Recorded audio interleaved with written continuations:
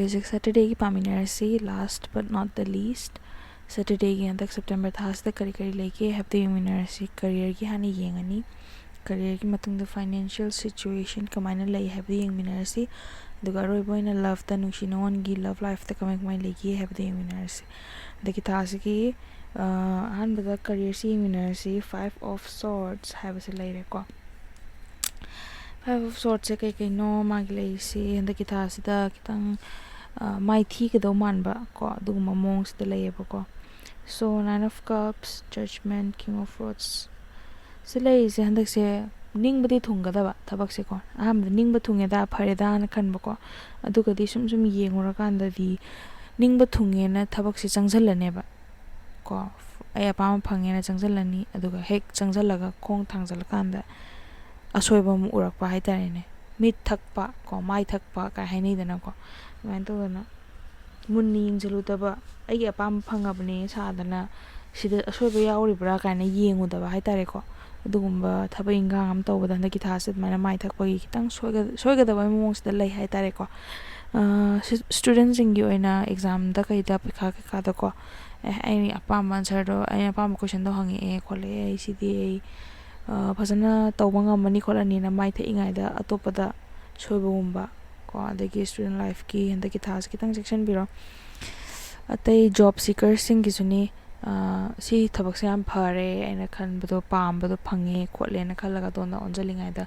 ꯍꯦꯟꯅ ꯑꯗꯨꯗꯒꯤ ꯐꯕ ꯑꯦꯁꯄꯦꯛꯁ ꯍꯦꯟꯅ ꯐꯕ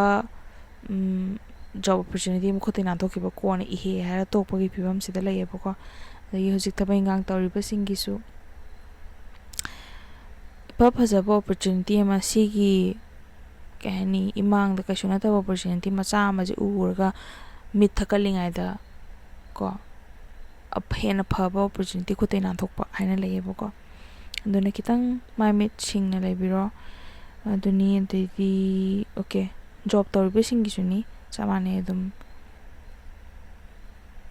ꯃꯤꯠ ꯊꯛꯀꯠꯄ ꯈꯤꯇꯪ ꯑꯩꯉꯣꯟꯗ ꯐꯒꯗꯕꯅꯤ ꯑꯩꯉꯣꯟꯗ ꯑꯦꯗꯚꯥꯟꯇꯦꯖꯦꯁ ꯑꯣꯏꯕ ꯄꯣꯠ ꯑꯃ ꯑꯣꯐꯔ ꯑꯃ ꯂꯥꯛꯄ ꯀꯥꯟꯗ ꯃꯨꯟꯅ ꯌꯦꯡꯗꯕꯤꯗ ꯁꯤꯗꯤ ꯌꯥꯝ ꯐꯔꯦꯅ ꯇꯛ ꯂꯥꯎꯅ ꯆꯣꯡꯁꯤꯟꯕꯗꯣ ꯇꯧꯕꯤꯒꯅꯨ ꯍꯟꯗꯛꯀꯤ ꯊꯥꯁꯤꯗ ꯑꯗꯨꯅ ꯑꯗꯨꯒꯨꯝꯕꯗ ꯗꯥꯎ ꯄꯤꯗꯦꯕꯀꯣ ꯁꯝꯇꯥꯏꯝꯁ ꯗꯥꯎ ꯄꯤꯕ ꯌꯥꯎꯋꯤꯗꯅ ꯑꯔꯥꯛꯄ ꯑꯣꯄꯣꯔꯆꯨꯅꯤꯇꯤ ꯐꯥꯅꯕ ꯍꯣꯠꯅꯍꯧ ꯀꯥꯏꯅ ꯍꯥꯏꯕ ꯑꯗꯨꯒꯨꯝꯕ ꯃꯦꯁꯦꯖ ꯄꯤꯕ ꯊꯥ ꯌꯥꯎꯋꯤ ꯑꯗꯨꯕꯨ ꯍꯟꯗꯛꯀꯤ ꯊꯥꯁꯤꯗꯤ ꯑꯗꯨ ꯅꯠꯇ꯭ꯔꯦ ꯍꯟꯗꯛꯀꯤ ꯊꯥꯁꯤꯗ ꯍꯥꯏꯔꯤꯁꯤ ꯐꯖꯅ ꯍꯩꯁꯤꯡꯅ ꯑꯔꯥꯛꯄꯗꯣ ꯂꯥꯛꯇꯤ ꯂꯥꯛꯀꯅꯤ ꯑꯣꯄꯣꯔꯆꯨꯅꯤꯇꯤ ꯑꯗꯨꯕꯨ ꯂꯥꯛꯄꯁꯦ ꯁꯤꯅ ꯍꯦꯟꯅ ꯐꯕ꯭ꯔꯥ ꯄꯣꯠꯇꯣ ꯐꯖꯅ ꯗꯤꯁꯀꯁ ꯇꯧꯔ ꯃꯇꯨꯡꯗ ꯂꯧꯒꯗꯕꯅꯦꯕ ꯗꯤꯁꯤꯖꯟꯁꯦ ꯑꯗꯨꯅꯤ ꯂꯩꯔꯤꯁꯦ ꯍꯟꯗꯛꯀꯤ ꯊꯥꯁꯤꯗ ꯀꯔꯤꯌꯔꯒꯤꯁꯨ ꯀꯩꯁꯨ ꯀꯣ ꯃꯊꯪꯗ ꯐꯥꯏꯅꯥꯟꯁꯤꯌꯦꯜ ꯁꯤꯆꯨꯋꯦꯁꯟ ꯌꯦꯡꯉꯁꯤ ꯄꯩꯁꯥ ꯅꯨꯡꯁꯥꯒꯤ ꯃꯇꯥꯡꯁꯤꯗ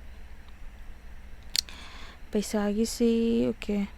ꯍꯟꯗꯛꯁꯦ ꯄꯩꯁꯥ ꯈꯔꯗꯤ ꯋꯥꯔꯅꯤ ꯄꯩꯁా ꯇꯁꯦꯡꯅ ꯋꯥꯔꯅꯤꯅ ꯂꯩꯌꯦꯕꯀோ ꯄꯩꯁꯥꯒꯤ ꯃꯇꯥꯡꯗ ꯃꯊꯥ ꯌꯥꯝ ꯁꯥꯟꯅꯕ ꯈꯣꯠꯄ ꯋꯥꯈꯜ ꯑꯗꯨꯛꯀꯤ ꯃꯇꯤꯛ ꯋꯥꯕ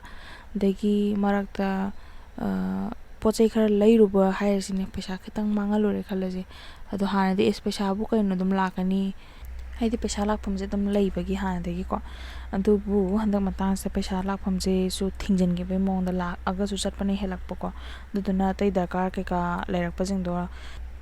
ꯃꯦꯟꯈꯠꯅꯤꯡꯉꯥꯏ ꯌꯥꯎꯔꯛꯇꯕꯀꯣ ꯑꯗꯨꯗꯨꯅ ꯍꯟꯗꯛꯁꯦ ꯌꯥꯝꯅ ꯁꯥꯊꯤꯅ ꯋꯥꯔꯅꯦꯕꯀꯣ ꯑꯗꯨꯗꯨꯅ khitang chekchana paisa se arembada sijanadana ko adum khitang chekchana senabiro aduni leise makhata na career ga financial ga pablo ga financial ki khitang hen section bi ko da ki ta se khitang satari jing je yamna waba gi phibam je lastly kano si love life ta ko single jing na kai lege yang si single ga kano ga yeng de ne bu ko relationship ta lei bijing siga the single gi se lei jan da ki tha sida hana yamna lonely oi bai thanda le ga dum leirami kholami I was all alone ado handak se anau ma chang pai pi ma lei ba ko suddenly everything is full of light hadi wakhalon do bo ko andagi yamna mi je he sanga iba mi jam admirable ba yamna khanja ba haide ni ko yamna he yeng ba yamna kalak ni ngai oi ba du ma type ki mi ne na khalle ba ko yam independence oi ba mi type du na yamna he na su pa me study jing na saturday single jing sina lei loi tale adu ni kanna honarani handaki thagi manung sida kanna di effort se thadarane bako high na bani khangde mani khangde relationship sida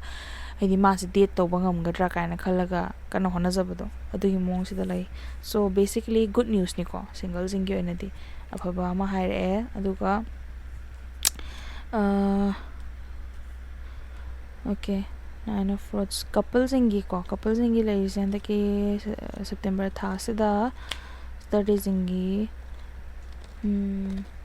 yanadaba khotaba kharadi adum handai lai adubu haidoknadaba mana si tawisi yaningde abda haidoktaba machinda sungai haidoktaba kangtoktaba adugumba lai aduna mathandana kamaina solve tawjige khanbagumba relationship problem as mi anina solve tawminar kanda phadone adubu mathandana solve tawge kaina khanbagi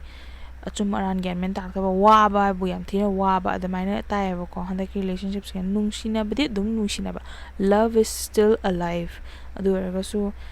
adum relationships da laibada yamna suffocating oiba yamna waba dugumba feeling yamna fawarni handaki tasida kaina brasu kaina royeba ko adu bu khadi warni awaba gi saktam khara ure duni dak laisi. So this is all Saturday ki sida loijare handaki September ki overall monthly reading se kitang thing nabdi thagatsare tang tara sida derga su sibuni lai. Thank you so much for watching. I'll see you soon.